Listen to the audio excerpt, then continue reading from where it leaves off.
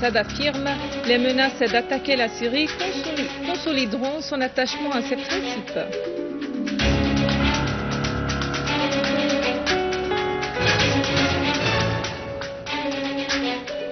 La Russie affirme que les plans occidentaux d'intervenir en Syrie sont un défi de la Charte des Nations Unies et la Chine et l'Iran mettent en garde contre les séquelles de cette intervention. L'armée arabe syrienne poursuit ses missions nationales dans l'éradication du terrorisme et le rétablissement de la sécurité et de la stabilité.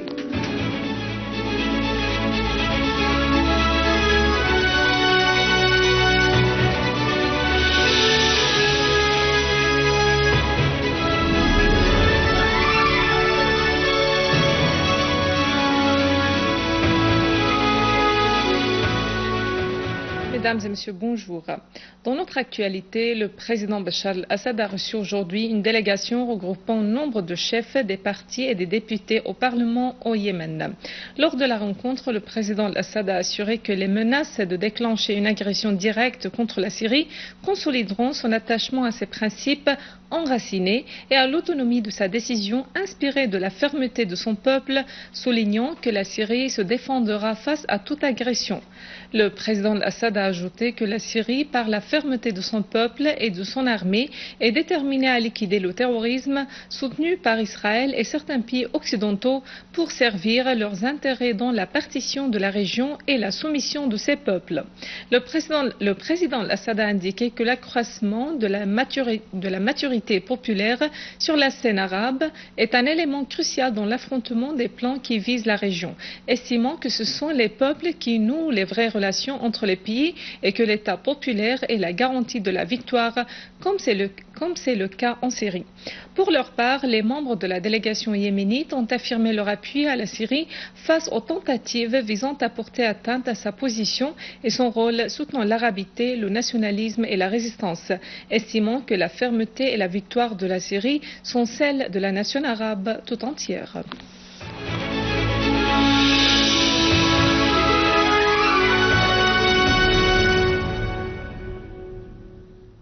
La Russie a affirmé que les plans de certains dirigeants occidentaux de mener une action militaire contre la Syrie est un défi clair des dispositions fondamentales de la Charte des Nations Unies et de la loi internationale.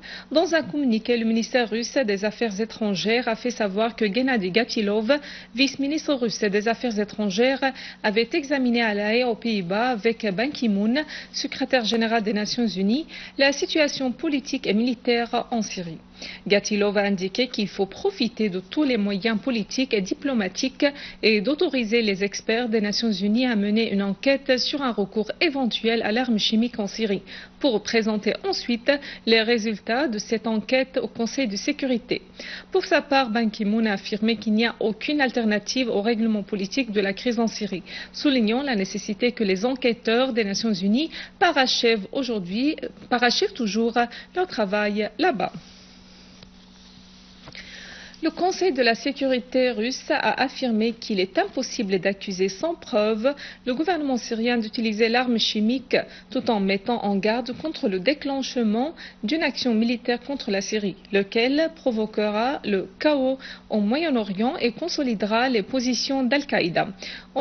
Par ailleurs, une source militaire à l'état-major russe a indiqué que l'état-major renforcera dans les prochains jours la présence de ces navires en Méditerranée. La même source a fait savoir qu'un navire russe anti-sous-marin et le croiseur lance-missiles Moskova seront envoyés dans les prochains jours à l'est de la Méditerranée en raison de la situation actuelle là-bas. La Chine a mis en garde contre toute intervention militaire en Syrie. Le ministre chinois des Affaires étrangères Wang Yi a estimé que l'intervention militaire étrangère se contredit avec la Charte des Nations Unies et provoquera le chaos au Moyen-Orient, ajoutant que le règlement politique est la seule issue à la crise en Syrie. Il a appelé toutes les parties à la retenue et au calme dans le traitement avec la crise en Syrie, précisant que personne ne peut intervenir en Syrie ou anticiper l'enquête sur le recours présumé à l'arme chimique. Wang a indiqué que son pays est contre tout usage de l'arme chimique en Syrie et soutient l'ouverture par les Nations Unies à une enquête indépendante, objective, honnête et professionnelle. L'Iran a averti de l'impact de l'action militaire conduite par les États-Unis contre la Syrie.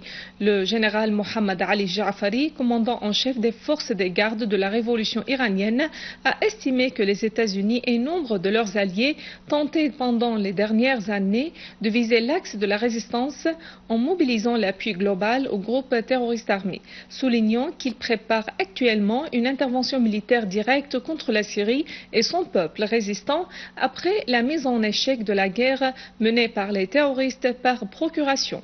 Ja'fari a affirmé que les États-Unis, en dépit de leur défaite en Irak et en Afghanistan, continuent leur défaite en Syrie, soulignant que l'action militaire contre la Syrie sera plus dangereuse que celle menée contre le Vietnam.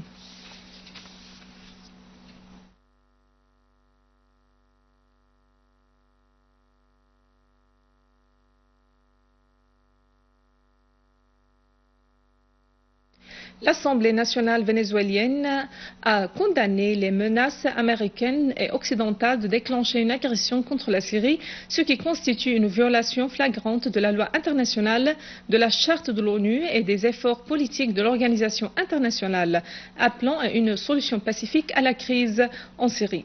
Dans un communiqué, l'Assemblée nationale a réitéré sa solidarité avec la Syrie, évoquant certains médias qui trompent l'opinion publique mondiale sur la situation en Syrie, en accusant le gouvernement d'avoir eu recours à l'arme chimique. L'Assemblée nationale vénézuélienne a estimé que cette tromperie vise à justifier l'action militaire contre la Syrie. L'Assemblée a fait savoir que la Syrie avait fait l'objet de l'intervention des mercenaires et des terroristes financés par les gouvernements despotiques dans la région en vue de la déstabiliser et de renverser son gouvernement sous l'appui politique et financier des gouvernements des États-Unis, de la Grande-Bretagne et de la France.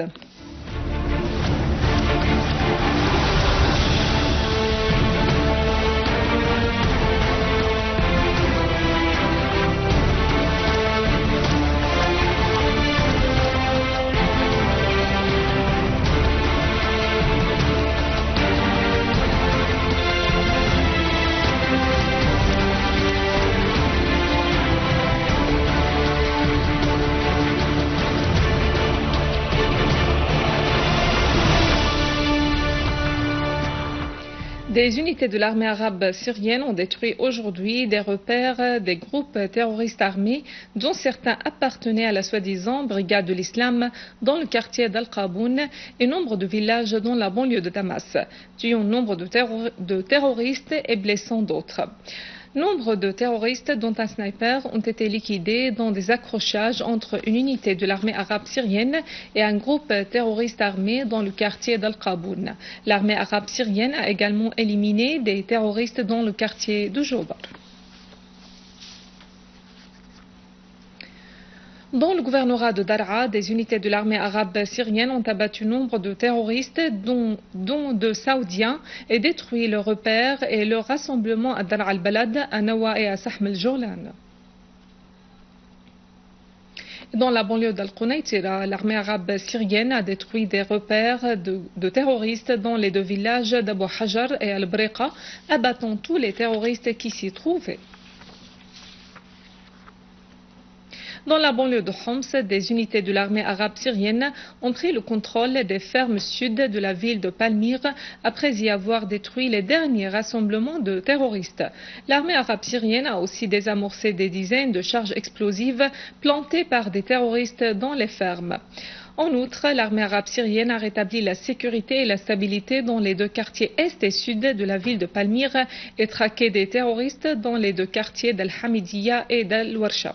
L'armée arabe syrienne a détruit des repères de terroristes à Tel Amri, à Rastan et à Dar al-Kabira à Homs.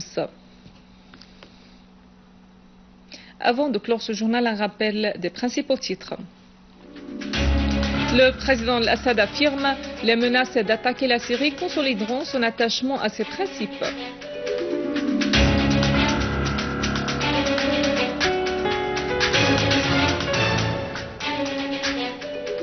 La Russie affirme que les plans occidentaux d'intervenir en Syrie sont un défi de la Charte des Nations Unies.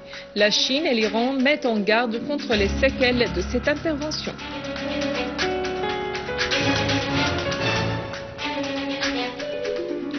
L'armée arabe syrienne poursuit ses missions nationales dans l'éradication du terrorisme et le rétablissement de la sécurité et de la stabilité. Mesdames et messieurs, c'est la fin de notre édition. Pour la revoir, visitez notre site web syriaonline.sy. Merci à vous, merci à toute l'équipe de rédaction et de technique. Au revoir.